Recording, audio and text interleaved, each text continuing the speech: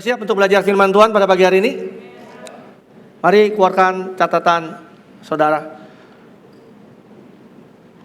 Minggu lalu, minggu perdana kita ibadah secara online dan saya membagikan satu pesan yang merupakan judul atau tema besar dari gereja ini sepanjang tahun ini adalah enlighten, yaitu enlighten, diterangi.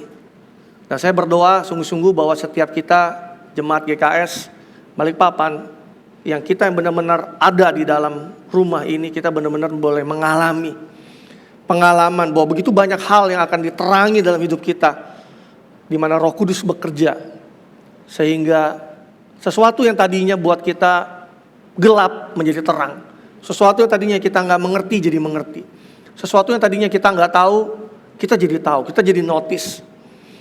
Dan saya berdoa bahwa semuanya itu memberikan atau membawa kita kepada kedewasaan.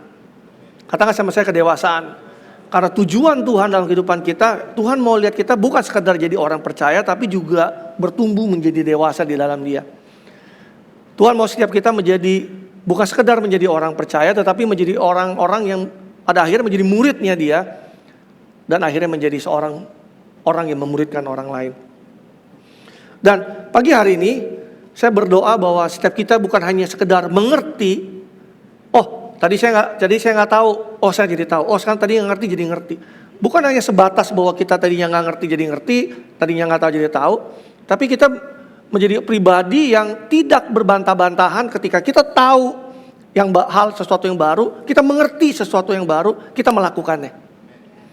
Kita menjadi orang yang nggak sulit atau orang yang penuh argumen atau berbantah-bantahan ketika kita melakukannya. Tapi kita diberikan hati yang dimana kalau pada saat kita mengerti, pada saat kita tahu, pada saat kita mendapatkan sesuatu yang baru, kita dengan mudah kita melakukannya. Are you with me? Karena yang mengubah hidup kita bukan apa yang kita tahu, tapi yang mengubah hidup kita apa yang kita lakukan. Kalau kita banyak tahu tapi kita nggak melakukannya, itu sama sekali nggak akan merubah hidup kita. Tapi kalau kita melakukan apa yang kita tahu, kalau kita melakukan apa yang kita mengerti, itulah yang akan merubah hidup kita sekali untuk selama-lamanya. Amin. Dan saya berikan judul khotbah saya pada hari ini adalah kebenaran yang memerdekakan. Tadi Boy sudah singgung bahwa di bulan Januari ini tema bulanan kita adalah wisdom and revelation, hikmat dan wahyu. Nah, pagi hari ini saya akan memberikan judul khotbah saya adalah kebenaran yang memerdekakan. Mari kita buka di Yohanes 8 ayat 30 sampai ayat 32. Demikian firman Tuhan. Setelah Yesus mengatakan semua itu, banyak orang percaya kepadanya, maka katanya kepada orang-orang Yahudi yang percaya kepadanya, jikalau kamu tetap dalam firman-Ku, kamu benar-benar adalah murid-Ku. Dan kamu akan mengetahui kebenaran dan kebenaran itu akan memerdekakan kamu. Kalau kita baca di dalam perikop ini, di ayat-ayat sebelumnya, Yesus baru saja menyingkapkan siapa dirinya. Dan banyak orang yang menjadi percaya kepadanya. Makanya kalau kita baca di sini di ayat ke-30, setelah Yesus mengatakan semuanya itu, banyak orang percaya kepadanya. Sesuatu yang luar biasa. Kalau kita baca sampai sini, ini sesuatu yang luar biasa. Tetapi ada kata maka di sini. Artinya nggak berhenti sampai situ, tapi sesuatu yang berlanjut. Dan di sini dikatakan bahwa jika kamu tetap dalam firman-Ku, kamu benar-benar adalah murid-Ku, dan kamu akan mengetahui kebenaran, dan kebenaran itu akan memerdekakan kamu. Jika kamu tetap dalam firman-Ku, kamu benar-benar adalah muridku. Yesus sedang berbicara kepada orang banyak yang percaya kepadanya. Jadi antara kita menjadi percaya Tuhan dan kita tinggal tetap di dalam firman-Nya, itu adalah dua hal yang berbeda. Are you with me? Kita bisa mengaku diri kita sebagai orang Kristen, kita bisa mengaku bahwa diri kita sebagai orang yang percaya kepada Yesus, tapi untuk tetap tinggal di dalam firman-Nya, itu adalah dua hal yang berbeda. Karena di sini dikatakan, Yesus sendiri mengatakan bahwa kalau kamu tetap tinggal di dalam firman-Ku, kamu adalah benar-benar murid-Ku. Dan di sini juga kita tahu bahwa yang Tuhan mau buat setiap kita, bukan sekedar kita menjadi orang yang percaya, tapi Tuhan mau kita menjadi murid-Nya. Makanya dari kata percaya tadi, banyak orang yang percaya dilanjutkan, maka ada kata murid di situ. Karena yang Dia cari dalam hidup kita adalah kita menjadi murid-muridnya Dia. Nah, maksudnya di sini untuk tetap di dalam firman Tuhan adalah ketika kita mengikutinya, ketika kita tetap melakukannya, ketika kita bisa hidup menurut firman-Nya. Nah, dilanjutkan tadi di ayat ke-32 dikatakan, dan kamu akan mengetahui kebenaran dan kebenaran itu akan memerdekakan kamu. Di dalam terjemahan TPT dikatakan, for if you embrace the truth, it will release true freedom into your life. Kalau kamu memeluk kebenaran itu, maka kebenaran itu akan melepaskan kebebasan sejati di dalam hidupmu. Dari sini kita perlu pelajari bahwa jangan sampai sebagai anak Tuhan kita berpikir bahwa, wah, kalau saya hidup di dalam kebenaran, saya jadi gak bebas. Padahal kebenarannya adalah kalau kamu benar-benar memeluk kebenaran itu, justru kebenaran itu yang akan memerdekakan kamu. Kalau orang berpikir bahwa, aduh, gua kalau ikut Tuhan ya banyak aturannya. Ntar itu nggak boleh, itu nggak boleh, ini nggak boleh, itu nggak boleh, ini nggak boleh, itu nggak boleh. Banyak aturannya, banyak mengikatnya, banyak batasannya. Dan saya mau katakan, ini adalah pikiran yang telah disesatkan. Karena firman Tuhan katakan pada saat kamu memeluk kebenaran itu, justru kebenaran itu akan memerdekakan kehidupan kita. Are you with me? Firman Tuhan ada memberikan kita batasan, yes. Memberikan kita aturan, yes. Supaya apa? Supaya kita bisa menikmati kebebasan yang Tuhan berikan di dalam kehidupan kita. Contoh kecilnya aja. Belum lama yang lalu, bulan lalu, baru saja selesai pesta Piala Dunia di Qatar. Kita tahu bahwa di pertandingan sepak bola itu penuh aturan ya. Coba bayangkan kalau di dalam pertandingan sepak bola itu nggak ada aturannya, nggak ada batasannya. Semua orang bisa bebas melakukan apa yang dia suka. Jumlah orangnya nggak dibatasi. Jadi dia tanya, lu tim lu ada berapa? Oh, gua ada 15. Ya udah, gua ada 8 lama 15 orang. Ini bukan sepak bola namanya. Ngerti ya maksud saya? Saudara bisa bayangkan kalau orang suka-sukanya bertandingan gak ada menit bermainnya. Kalau biasa pertandingan normal kan 90 menit ya. Ini suka-sukanya aja, setengah jam habis cetak 1 gol berhenti, udah gue udah menang, ye. Suka-sukanya ngerebut bola, tendang orang, pukul orang, tackling orang. Suka-sukanya ukuran gawang, ukuran gawang kamu ukurannya standar, yang saya nggak mau karena saya takut kejebolan gol, saya bikin gawang yang kecil. Aturannya nggak ada. Nggak baku. Pertanyaan saya, apakah pertandingan sepak bola itu bisa dinikmati? Ngerti nggak maksud saya? Semua dibuat supaya ketika orang berada di dalamnya bisa menikmati pertandingannya. Sama halnya dengan hidup kita. Ketika Tuhan memberikan kita kebenaran, itu bukan memberikan kita, batasan nggak boleh ini, batasan nggak boleh itu, tapi justru membuat setiap kita bisa menikmati kehidupan yang telah dimerdekakan di dalam batasan itu. Saudara ngerti gak maksud saya? Saudara bayangkan kalau hidup kita ini kita bisa lakukan sebebas-bebasnya, semau-maunya gue. Apa jadinya? Saudara tahu gak? Sesuka-sukanya kita, kan kita kadang-kadang kita begini. Kalau orang yang hidup di luar firman adalah hidup orang yang hidupnya maunya suka-sukanya dia. Saudara tahu, suka-sukanya manusia yang pertama terjadi itu waktu di Taman Eden. Dan suka-sukanya manusia itu membawa kita sampai hari ini hidup di dalam masalah. Kalau nggak oleh karena ditebus oleh darah Yesus, kita masih bermasalah sampai hari ini. Saya ngerti maksud saya? Suka-sukanya manusia pada waktu Adam dan Hawa, suka-sukanya pada Tuhan bilang, lu jangan makan buah itu. Karena dia suka-sukanya dia melewati batasan itu, dan akhirnya urusannya sampai hari ini. Ngerti ya maksudnya? Ini adalah sebuah gambaran bahwa pada saat Tuhan memberikan sesuatu kepada setiap kita, pada saat kita bisa ada di dalamnya, justru kita bisa menikmati kebebasan yang Tuhan berikan buat setiap kita. Bukan justru malah membatasi kita. Ikut Tuhan, gue kalau serius sama Tuhan ya, gak enak, itu gak boleh, ini gak boleh, itu gak boleh, itu gak boleh. Itu pikiran yang telah disesatkan. Tapi sesungguhnya kalau pada saat kita menjadi orang yang memeluk kebenaran itu, justru kebenaran itu akan memerdekakan kita. Saudara catat baik, saya tulis sebuah quote begini. Jika kita hidup berseberangan dengan kebenaran, maka kebenaran itu terlihat seperti membatasi ruang gerak kita. Tetapi jika kita hidup di dalam kebenaran, maka kebenaran itu memberikan kebebasan dan kemerdekaan sejati buat kita. Kalau kita hidup berseberangan dengan kebenaran itu, maka kebenaran itu terlihat seperti membatasi kita. Kalau kita hidup jauh dari kebenaran itu, berseberangan dengan kebenaran itu, kayaknya betul. Kayaknya setiap firman Tuhan tuh kayaknya, gue dibatasi banget ya. Kayaknya, gue gak bisa gini, gue gak bisa gitu, gak bisa gitu. Tapi kalau kita menjadi orang yang hidup di dalam kebenaran itu, justru kebenaran itulah yang memberikan kemerdekaan buat setiap kita. Katakan amin. Sifat dosa itu mengikat. Sifat dosa itu memperhamba. Tapi sifat kebenaran adalah menyegarkan, menyembuhkan, memulihkan, memerdekakan.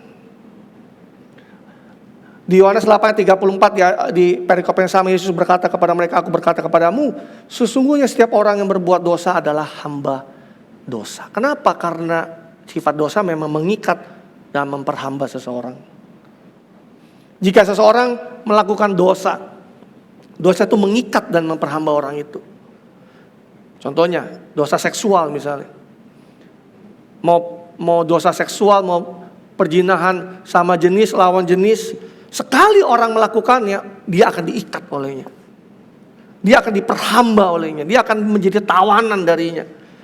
Dia akan diperbudak olehnya. Dia akan diperbudak sehingga dia terus-menerus harus melakukannya. Dan makin lama kehidupannya bukan menjadi lebih baik, tapi menjadi lebih buruk. Kenapa? Karena sifat dosa yang lain adalah menghancurkan atau merusak dan menurunkan kualitas hidup seseorang. Makanya saudara, kalau lihat ada orang yang suka hidup di dalam dosa, maka kualitas hidupnya akan mengalami penurunan. Kenapa? Karena sifat dosa memang menurunkan, menghancurkan atau merusak kualitas hidup seseorang. Jadi pada saat orang terjebak di dalamnya, diikat olehnya, dia tawan olehnya, maka dia akan diperbudak, diperhamba untuk terus melakukan itu.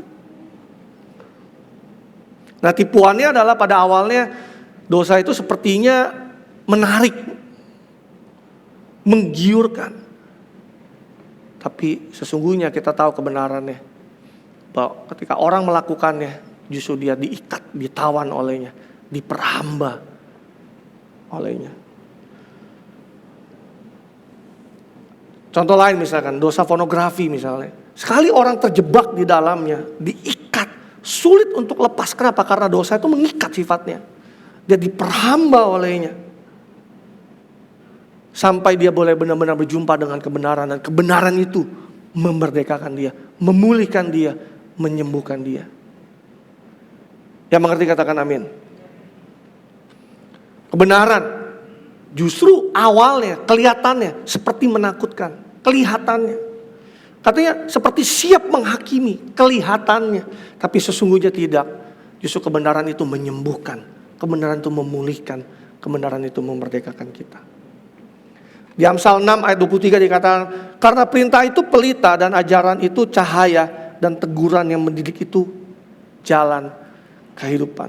Di dalam TPT dikatakan, for truth is a bright beam of light shining into every area of your life, instructing and correcting you to discover the way to godly living. Terjemahan bebasnya, karena kebenaran adalah cahaya terang yang menyinari setiap bidang atau area hidup kita, yang mengajar, yang mengkoreksi kita untuk menemukan jalan menuju hidup yang saleh. Jadi kebenaran itu menjadi cahaya terang yang menyinari setiap area di dalam kehidupan kita. Makanya tadi saya katakan, saya berdoa supaya di tahun ini kita di-enlighten, diterangi oleh cahaya kebenaran di area kehidupan kita, apa yang kita butuhkan di dalam area kehidupan kita. Supaya apa? Supaya kebenaran itu boleh mengajarkan kita dan mengkoreksi hidup kita untuk menemukan jalan menuju hidup yang Tuhan mau. Because godly living itu adalah hidup yang Tuhan mau. Jadi kebenaran itu terus mengkoreksi kita, kebenaran itu terus menuntun kita. Sehingga kita bisa jadi seperti yang Tuhan mau. Hidup di dalam hidup yang Tuhan mau. Roh Kudus adalah roh kebenaran. Dan Roh Kudus menyingkapkan kebenaran yang memerdekakan kita. So saya berdoa pagi hari ini Roh Kudus bekerja di dalam kehidupan kita. Dia adalah roh kebenaran itu sendiri dan dia akan bekerja, menerangi setiap kita semua. Sehingga kebenaran yang kita terima itu sungguh-sungguh boleh memerdekakan kita. Katakan amin. Ada orang yang pengen hidupnya bebas, mau hidupnya merdeka, tapi sulit. Dan pagi hari saya berdoa, kebenaran yang saudara terima, kebenaran itu yang memerdekakan hidup saudara. Amin. Dan saya mau bagikan bahwa bagaimana respon kita ketika kita boleh berjumpa dengan kebenaran itu, sehingga kebenaran itu memerdekakan kita. Saudara catat yang pertama, believe in the truth. Respon kita yang pertama adalah kita harus percaya kepada kebenaran itu sendiri. Di ayat 45 sampai ayat yang ke-47 dikatakan, tetapi aku mengatakan kebenaran kepadamu, kamu tidak percaya kepadaku.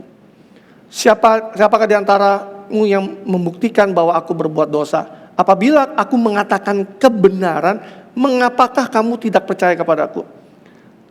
Barang siapa berasal dari Allah, ia mendengarkan firman Allah, itu sebabnya kamu tidak mendengarkannya, karena kamu tidak berasal dari Allah. Kalau saudara perhatikan perkataan Yesus ini, dia masih berbicara dengan orang yang sama dengan ayat yang ke-30 tadi. Ayat 30 tadi dikatakan bahwa banyak orang yang percaya kepadanya. Jadi Yesus masih mengatakan ini kepada orang yang sama yang percaya. Tapi di sini dikatakan, aku mengatakan kebenaran kepadamu, kamu tidak percaya kepadaku. Wah, kalau kita renungin, Yesus sedang berbicara kepada orang yang percaya kepadanya, tapi Yesus berkata kepadanya, aku mengatakan kebenaran kepada kamu, tapi kamu gak percaya sama aku. Lah, ini sedang ngomong kepada orang yang percaya, tapi gak percaya. Sudah ngerti gak maksud saya? Yesus sudah mengatakan kepada orang-orang Yahudi yang percaya kepadanya. Pada orang yang banyak jumlahnya itu tadi. Bahkan dikatakan di ayat ke-37, Aku tahu bahwa kamu adalah keturunan Abraham, tetapi kamu berusaha untuk membunuh aku, karena firmanku tidak beroleh tempat di dalam kamu. Wah, Yesus masih bicara dengan orang yang sama, mereka-mereka yang sama itu yang percaya kepadanya. Yesus berkata bahwa kamu berusaha untuk membunuh aku, kenapa? Karena firmanku tuh gak ada tempat di dalam hatimu. Wow, orangnya sama yang percaya loh. Kalau kita bisa, kalau perikop ini misalkan dirubah dengan Yesus sedang berbicara kepada orang Farisi dan ahli Taurat, orang Saduki misalnya, yang memang gak percaya dengan Yesus, mungkin kita make sense buat kita semua. Tapi pada saat ini ada Yesus sedang berbicara kepada orang Yahudi yang percaya kepadanya. Tapi Yesus justru berkata, justru kamu berusaha untuk membunuh aku, kenapa? Karena firmanku itu gak ada tempat dalam hati kamu. Bukan ini menjadi sebuah warning buat setiap kita sebagai anak-anak Tuhan, sebagai orang yang percaya kepada Dia. We have to believe in the truth. Kita harus percaya kepada kebenaran itu sendiri. Tadi dikatakan, apabila aku mengatakan kebenaran, mengapakah kamu tidak percaya kepadaku? Percaya itu saya percaya gak dangkal. Salah satu ciri kita percaya kepada seseorang adalah ketika kita percaya dengan perkataannya. Ngerti ya maksud saya? Pernah gak ketemu orang, wah dia mah omongannya gak bisa dipegang. Wah gue gak percaya sama dia. Kenapa kita bisa mengatakan gue gak percaya sama dia? Atau aku gak percaya sama dia? Karena omongannya gak bisa dipegang. Ngerti gak maksud saya? Salah satu ciri kalau kita percaya dengan seseorang, kita percaya dengan perkataannya. Dan kita tahu adalah Tuhan yang bisa dipercaya. Dan perkataannya gak pernah gagal. Perkataannya ya dan amin. Pada saat dia berkata sesuatu dalam kehidupan kita, itu pasti terjadi dalam kehidupan kita. Kenapa? Karena dia dapat dipercaya. Perkataannya itu dapat dipegang. Katakan amin. Pada saat kita di-enlighten, diterangi oleh kebenaran itu sendiri, apakah pilihan kita? Apakah kita memilih untuk percaya kepada kebenaran itu atau tidak? Kita tahu masing-masing kita punya kebutuhan yang berbeda-beda. Saya nggak tahu setiap kita lagi punya kebutuhan apa. Tapi saya percaya setiap kebutuhan kita itu semuanya ada firman-Nya. Ada jawabannya. Nah, pada saat ada firman Tuhan, ada firman kebenaran yang menerangi area hidup kita di mana kita sedang membutuhkan kebenaran.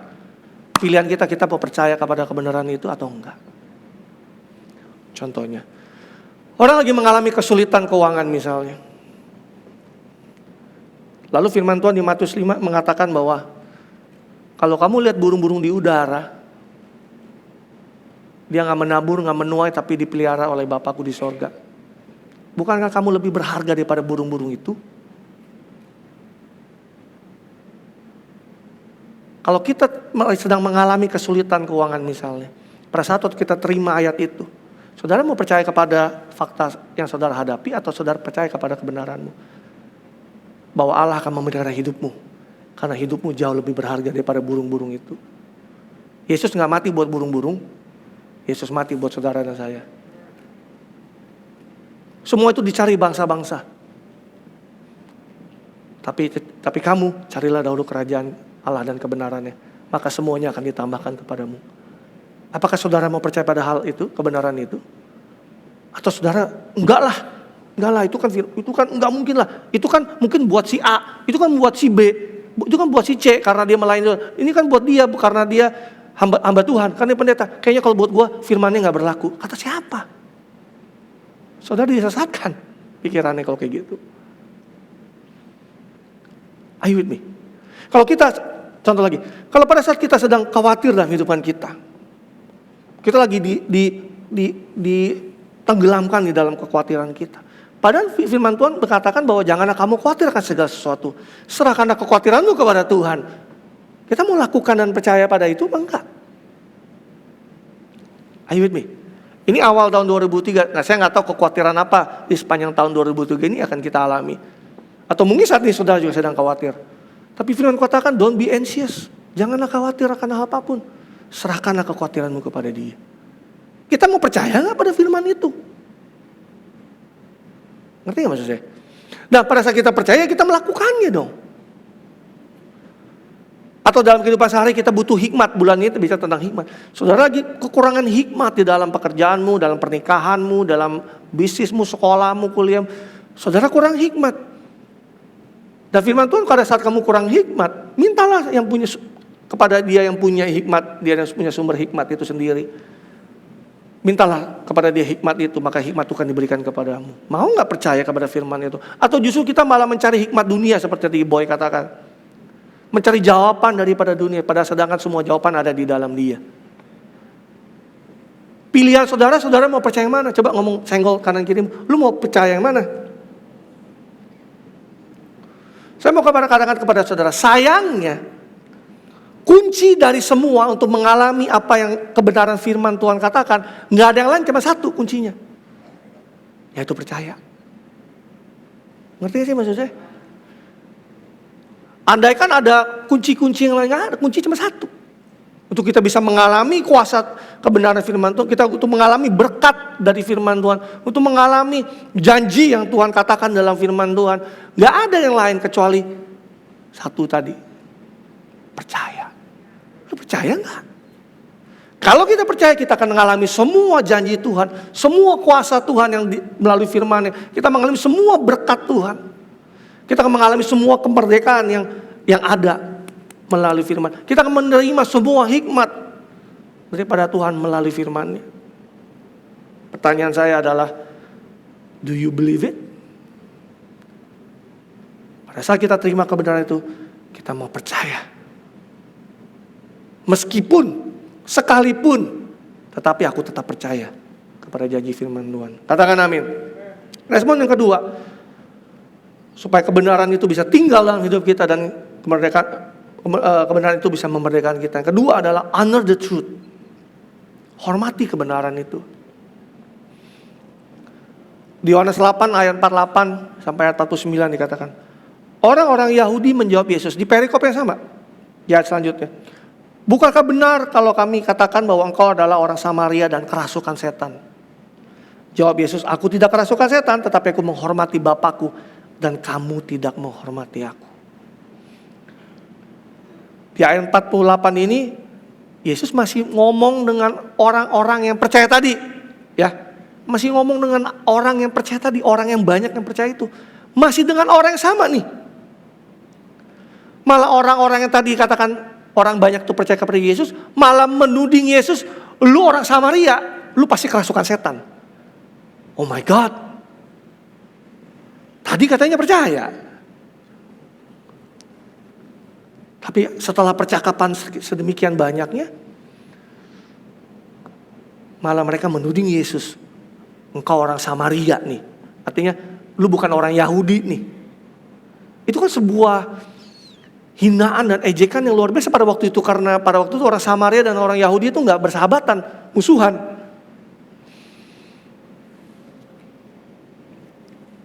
Dan dikatakan, kamu nih kerasukan setan. Yesus bilang, aku gak kerasukan setan. Aku menghormati Bapakku, tapi kamu tidak menghormati aku.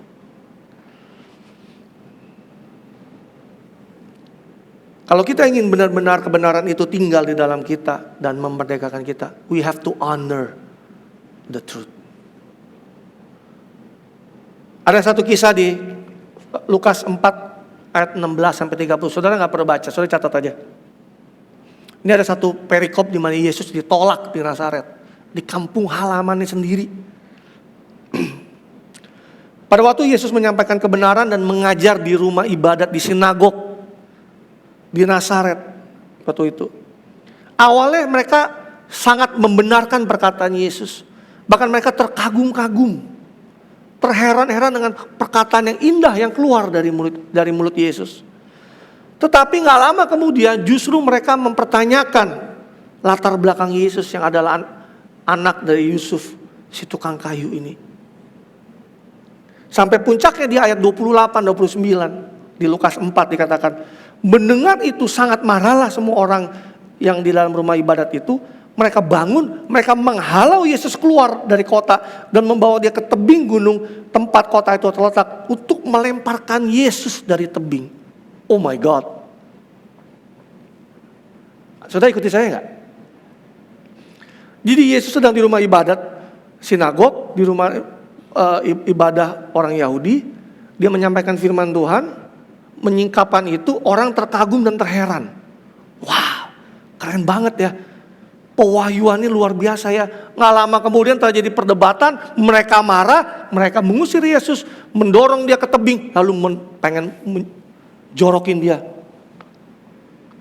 ke tebing. Mereka sangat marah dengan Yesus. Mereka menolak dan mengusir Yesus dari hidup mereka. Mereka tidak menghormati Yesus yang adalah kebenaran itu sendiri. Yesus ditolak dan tidak dihormati di kampung halamannya sendiri. Padahal Yesus adalah kebenaran itu sendiri.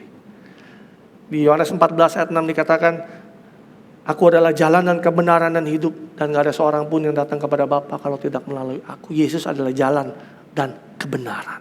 He is the truth. Dialah kebenaran itu. Jadi hal yang kedua kalau kita ingin respon kita tuh kita bisa mau firman itu tinggal dalam hidup kita. Dan firman itu memerdekakan hidup kita. We have to honor the truth. We have to honor Jesus in our life.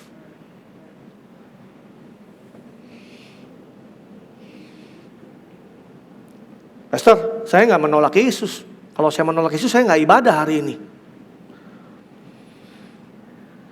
Saya kalau ibadah Yesus, saya gak menyembah hari ini tadi di pujian penyembahan. Kalau saya menolak Yesus, saya gak datang ke gereja hari ini. Puji Tuhan. Puji Tuhan untuk itu. Pertanyaannya saya adalah, pada saat firman ini disampaikan, kebenaran ini kepada setiap saudara, do you honor the truth? Apakah saudara-saudara benar-benar sungguh-sungguh mendengarkannya? Apakah firman yang boleh disampaikan ini boleh memperoleh tempat di dalam hatimu dan tinggal di dalam hati saudara? Apakah saudara benar-benar mendengarkan? Saudara pernah gini gak? Kalau kita menghormati seseorang, pada saat seseorang sedang ngobrol dengan saudara, apa yang saudara lakukan? Are you with me? Kalau saudara under seseorang, apalagi seseorang yang lebih penting, lebih luar biasa. Let's say gini, saudara ketemu dengan Bapak Presiden Jokowi, karena saudara menghormati Presiden, pada saat Presiden sedang ngomong dengan saudara, saudara ngapain? Mainan handphone.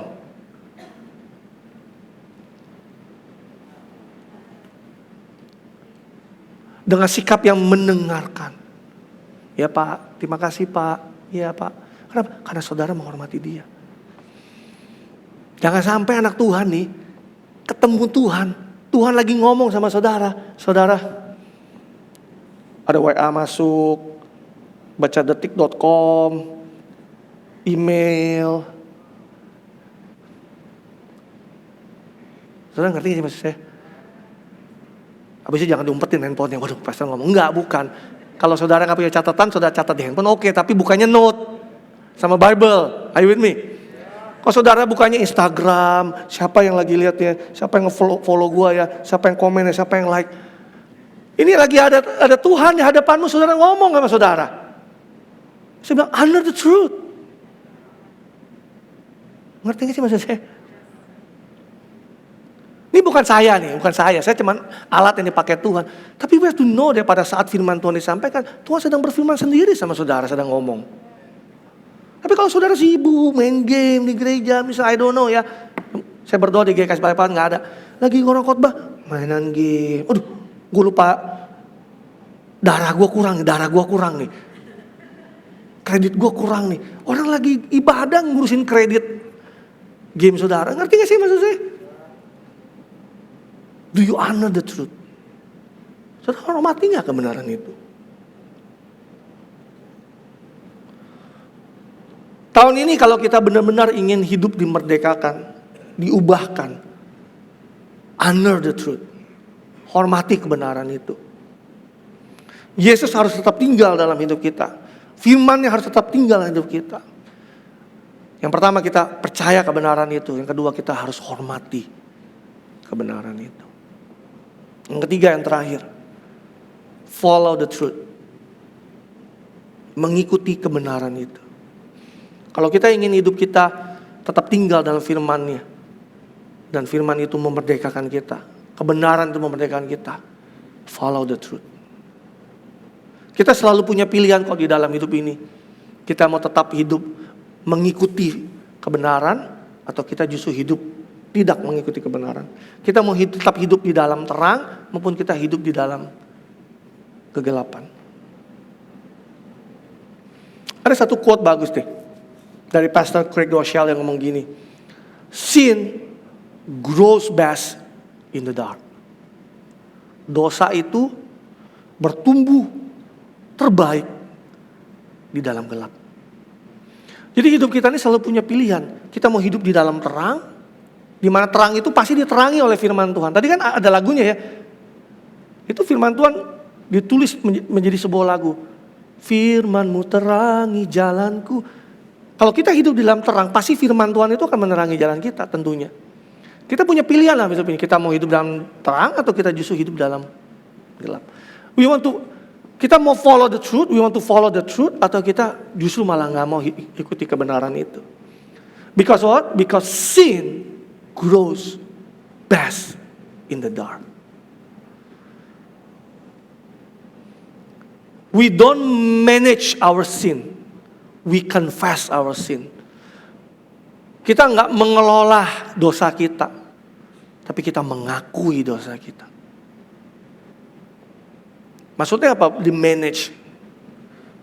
Jangan pikir, ini kan dosanya kecil. Ini nggak apa-apa lah. Ini nggak ada yang tahu kok. Kan sudah hidup dalam kasih karunia Tuhan. Nggak apa-apa dong buat dosa. Itu namanya you manage the sin. But if you follow the truth, you have to confess your sin. Saudara, akui dosamu di hadapan Tuhan. Karena buat Tuhan dosa kecil, dosa besar itu sangat mengusik Dia. Makanya dia harus turun menjadi seorang manusia dan mati di kayu salib buat setiap saudara dan saya. Kenapa? Karena dosa itu sangat-sangat mengusik dia. Sin and truth cannot grow together in our heart. Dosa dan kebenaran itu gak bisa bertumbuh bersama-sama. Kalau bahasa Yunaninya ciong. Saudara tahu ciong? Ciong tuh gak cocok tuh. If you love sin, truth will never grow in your heart. But if you love truth, sin will never grow in your heart. Kalau saudara mencintai dosa, kebenaran itu gak akan pernah bertumbuh dalam hatimu. Tapi kalau saudara mencintai kebenaran, maka dosa gak akan bertumbuh dalam hati saudara. As simple as that. So, kalau kita tahu ini, mana yang kita pilih? We want to follow the truth? Atau kita mau keep sinning? Ibrani 10 ayat 26 sampai ayat 29 di dalam terjemahan sederhana Indonesia dikatakan begini. Saya mau siap saudara ikuti saya nih. Ya, ayat ini ya. Sadarilah. Ayat di awalnya udah sadarilah. Jadi kita disuruh sadar nih. Bila kita terus-menerus sengaja berbuat dosa, meskipun sudah menerima ajaran benar tentang Kristus, maka tidak ada lagi kurban yang bisa menghapus dosa tersebut. Siapapun di antara kita yang hidup seperti ini, dia hanya tinggal menunggu hukuman terakhir yang mengerikan, yaitu ketika Allah menghakimi semua yang memusuhinya dan membuang mereka ke dalam kobaran api yang sudah disediakan untuk membinasakan mereka. Wow, serem amat ayatnya. Ayat 28, sebagai contoh, ingatlah hukuman yang dalam peraturan yang lama. Siapa saja yang melanggar hukum Taurat harus dibunuh tanpa belas kasihan berdasarkan kesaksian 2-3 orang saksi mata.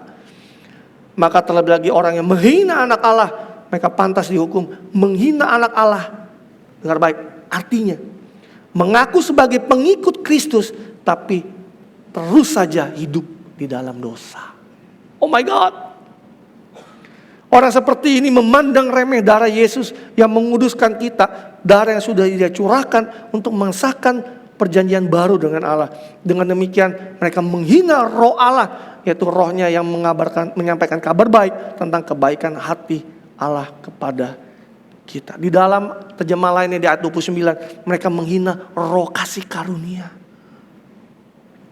Di sini kita bisa belajar bahwa kalau kita benar-benar hidup di dalam kasih karunia Allah, di dalam Yesus, kita gak akan deliberately atau dengan sengaja berbuat dosa, apalagi sampai terus menerus, padahal kita sudah tahu kebenaran. Gak ada yang amin. Kalau kita mengaku kita benar-benar hidup di dalam kasih karunia Allah, kalau saudara benar-benar mengaku bahwa saudara ada pengikut Kristus, saudara benar-benar tahu dan saudara mengalami kasih karunia Allah dalam kehidupan saudara, saudara gak akan dengan sengaja melakukan dosa bahkan atau hidup terus-menerus di dalam dosa. Gak akan. Kalau kita mengaku kita hidup di dalam kasih karunia, kita tidak akan dengan sengaja memakai kemerdekaan itu untuk kita hidup di dalam dosa. We'll never that. Gak akan. Karena orang yang sungguh yang hidup di dalam kasih karunia Allah, dia akan membenci yang namanya dosa. Kalau saudara benar-benar, aku hidup di dalam kasih karunia, saudara pasti benci yang namanya dosa. Kok bisa gitu? Ciong. Saudara gak dengar tadi saya ngomong ciong? Because sin and truth itu gak bisa sama-sama hidupnya. Artinya sih maksudnya, kalau saudara hidup dalam kebenaran, saudara hidup di dalam kasih karunia Allah, dosa pasti gak akan bertumbuh dalam hidupmu. Tapi kalau saudara masih demen, suka banget, padahal saudara tahu kebenarannya, tapi saudara terus melakukan, saudara terus lakukan. Maka tadi ayatnya tuh, sadarilah. Bila kita terus menerus sengaja, tuh ayatnya udah jelas, terus menerus sengaja berbuat dosa meskipun sudah menerima ajaran benar tentang Kristus. Firman Tuhan katakan, kalau kita sudah mati buat dosa, bagaimanakah kita mungkin lagi hidup di dalam dosa? Di Roma 6 ayat 1 sampai 2 dalam terjemahan TSI-nya, terjemahan sederhana Indonesia katakan. Jadi bagaimana kita bersikap setelah kita menerima kebaikan Allah? Bolehkah kita terus berbuat dosa supaya kebaikan Allah itu terus semakin bertambah dalam hidup kita? Jangan berpikir seperti itu. Tuh, ayatnya ngomong lagi begitu. Secara rohani kita sudah mati bersama Kristus, berarti kita juga sudah dibebaskan dari kuasa dosa. Kalau kita sudah mati hidup kita bersama dengan Yesus, kuasa dosa udah gak ada lagi dalam hidup kita. Tadi yang menawan kita, menguasai kita, memperhamba kita, itu sudah dibatalkan, sudah dipatahkan oleh darah Yesus. Tetapi tentu kita tidak bisa terus hidup dalam dosa seperti sebelum mengenal Kristus.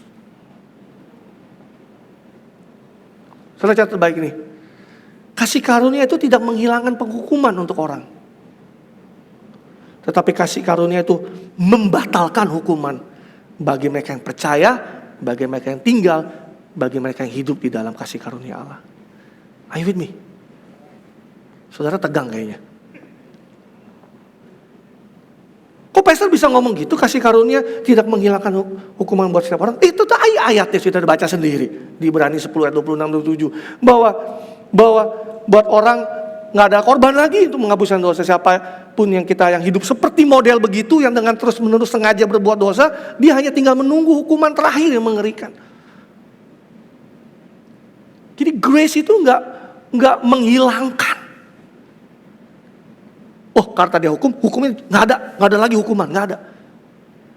Grace itu membatalkan hukuman buat setiap orang yang hidup di dalam kasih karunia, yaitu Anda dan saya.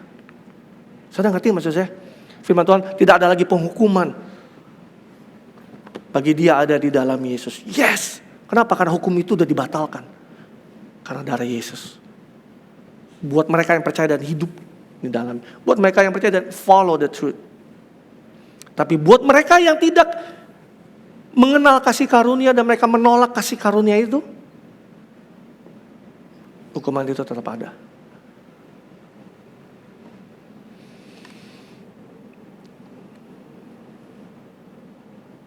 Kesimpulannya,